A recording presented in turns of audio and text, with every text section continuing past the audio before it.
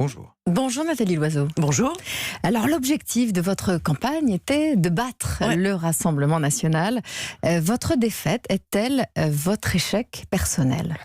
Écoutez, c'est pas une très bonne nouvelle pour les Français parce que le Rassemblement national était en tête en 2014 sous un autre nom mais avec les mêmes idées. Il est à nouveau en tête cette année même si il réussit moins bien qu'en 2014. Nous aurons le même nombre de sièges au Parlement européen, donc je considère que on a fait le boulot. Alors vous n'avez pas vraiment répondu à ma question. Votre défaite est-elle votre échec personnel ? Je réponds de la même manière, c'est pas très bon pour les Français parce que ça fait 5 ans que le Rassemblement national a fait le contraire à Strasbourg et à Bruxelles de ce qu'il prônait à Paris. Vous n'y voyez pas un échec personnel ?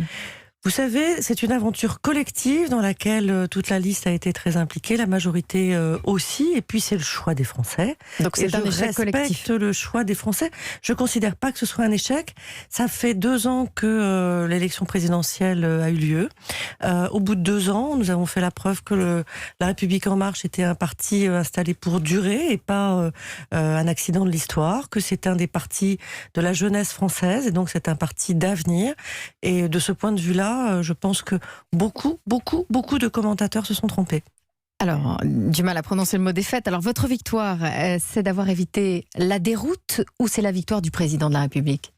Mais écoutez, ni victoire, ni déroute, ni défaite, un bon score. Je vous rappelle que ça fait 6 mois que la France est dans une crise sociale dont elle sort à peine, qui a été une crise majeure. J'avais entendu une claque à Macron, la fessée à Macron. Rien de tout ça n'est arrivé. Le président a-t-il aidé à limiter la casse ? Le président a, je pense, contribué à une forte participation. Une forte participation à la fois pour lui et puis sans doute et aussi contre lui. Mais écoutez, on est à moins d'1 point et on a le même nombre de sièges que le Rassemblement national qui fait moins bien qu'en 2014.